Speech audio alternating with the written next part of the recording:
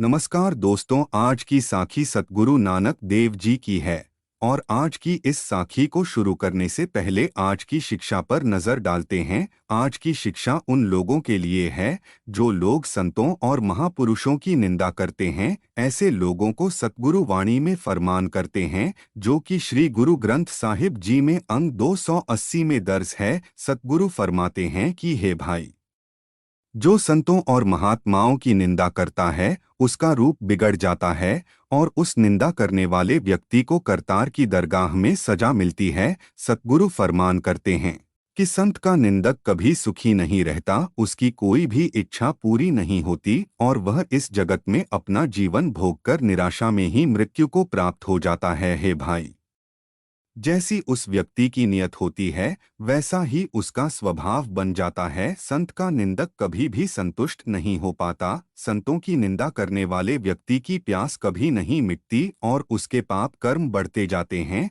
जिनके नीचे वह दबा चला जाता है और ऊपर बोझ बढ़ता जाता है, और उसके किए हुए बुरे कर्मों की कमाई को कोई मिटा नहीं सकता है। नानक, इस भेद को वह सच्चा प्रभु अकाल पुरख ही जानता है। साध संगत जी, उदाहरण के तौर पर जिन्हें हम प्यार करते हैं, जिन्हें हम चाहते हैं, जिन्हें हम अपना मानते हैं, हम उनकी कितनी परवाह करते हैं, कितना उनका आदर करते हैं, उनका ख्याल रखते हैं और उनके खिलाफ कोई बुरा शब्द नहीं सुन सकते। ऐसे ही वह करतार, वह एक ओंकार, वह अकाल पुरख भी अपने चाहने वालों के खिलाफ कुछ नहीं देख सकता, क्योंकि जितना प्यार संत महात्मा उस प्रभु परमात्मा से करते हैं, उससे कहीं ज्यादा प्यार वह मालिक, वह परमात्मा उनको करता है। इसलिए वह हर पल उनकी संभाल करता है, उनके खिलाफ बोलने वालों को अपनी दरगाह में सजा देता है। साध संगत जी, एक नगर में एक राजा हुआ करता था जिसके पास किसी चीज की कमी नहीं थी। हर चीज उसके पास थी, उसके पास धन की कोई कमी नहीं थी, राजपाट की कोई कमी नहीं थी, लेकिन वह एक बात को लेकर बहुत दुखी रहता था, क्योंकि उसका कोई पुत्र नहीं था। तो वह हर पल परमात्मा के आगे यही अरदास करता था कि हे भगवान, तूने मुझे सब कुछ दिया, किसी चीज की कमी नहीं रहने दी, लेकिन मेरा कोई पुत्र नहीं है। मैं आपसे केवल एक पुत्र की मांग करता हूँ। तो राजा बार बार परमात्मा के आगे पुत्र की मांग करता रहता, तो उसे लगा कि मेरी यह मांग पूरी नहीं होगी। तो वह एक तांत्रिक के पास गया और उस तांत्रिक ने राजा को नरबलि देने के लिए कहा और कहा कि अगर तुम नरबलि दोगे तो तुम्हें पुत्र की प्राप्ति होगी। तो पुत्र प्राप्ति के मोह में पड़कर राजा नरबलि देने लगा। तो एक दिन सतगुरु नानक भाई मर्दाना जी के साथ उस नगर में पहुंच गए। सतगुरु नानक का दिव्य रूप देखकर और उनके दिव्य कीर्तन को सुनकर लोग उनके पास आने लगे। लोगों की भीड़ सतगुरु के पास लगने लगी।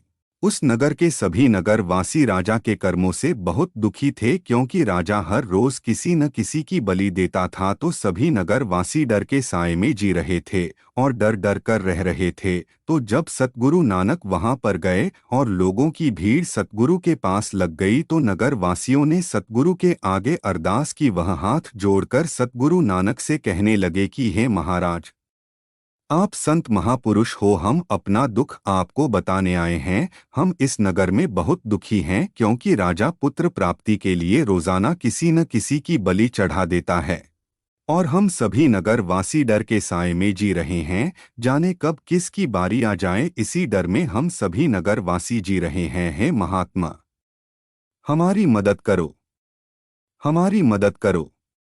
तो इतनी देर में वहां पर राजा के सिपाही आ गए और वह नगर वासियों को कहने लगे कि हे नगर वासियों, रोज की तरह राजा को आज फिर बलि देनी है। तो इतना सुनते ही वहां पर भगदड़ मच गई, सभी वहां से भागने लगे। लेकिन भाई मर्दाना जी और सतगुरु नानक वहीं पर बैठे रहे। तो राजा के सिपाहियों ने भाई मर्दाना जी और सतगुरु नानक को पकड़ लिया और राजा के सामने पेश कर दिया। तो जब सतगुरु नानक राज दरबार में गए तो राजा को लगा कि सिपाही आज इनको पकड़कर लाए हैं, और वह सोचने लगा कि ये तो कोई फकीर दिखाई पड़ते हैं।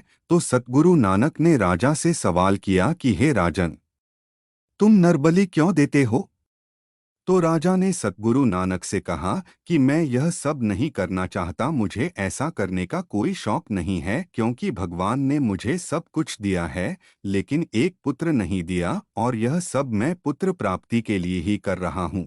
तो ये सुनकर सतगुरु नानक ने कहा कि तुम जिन लोगों को मार रहे हो वह सभी भगवान के पुत्र हैं, उसकी संतानें हैं, तो तुम भगवान की संतानों को मारकर अपनी संतान कैसे प्राप्त कर सकते हो? और सतगुरु नानक ने राजा को कहा कि हे राजन, तुम 40 दिन तक थड़े पर बैठकर करतार का ध्यान करो, तुम्हें पुत्र प्राप्ति होगी। तो साध संगत जी, जैसा सतगुरु नानक ने राजा को कहा था, राजा ने बिल्कुल वैसा ही किया। तो उसके कुछ दिनों बाद राजा को पुत्र की प्राप्ति हुई। तो सतगुरु नानक से प्रसन्न होकर राजा ने गुरुद्वारे के लिए 20 एकड़ जमीन दे दी, और यहाँ पर राजा ने सतगुरु नानक को जमीन दी थी। आज वहाँ पर गुरुद्वारा थड़ा साहिब है, और यह गुरुद्वारा उत्तराखंड के बागेश्वर में स्थित है।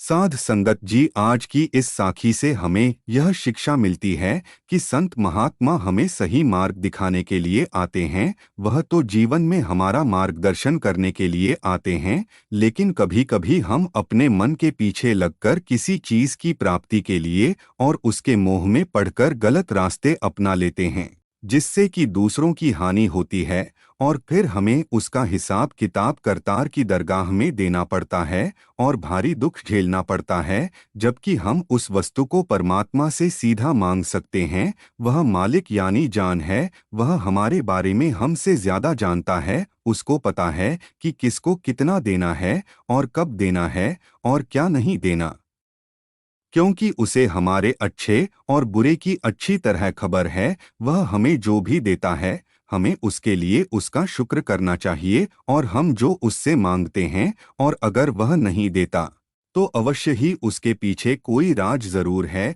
या फिर उसका अभी समय नहीं है। लेकिन मालिक के भेजे हुए संत महात्मा अगर किसी से खुश होकर किसी को कुछ कह देते हैं, तो वह करतार उसे पूरा जरूर करता है।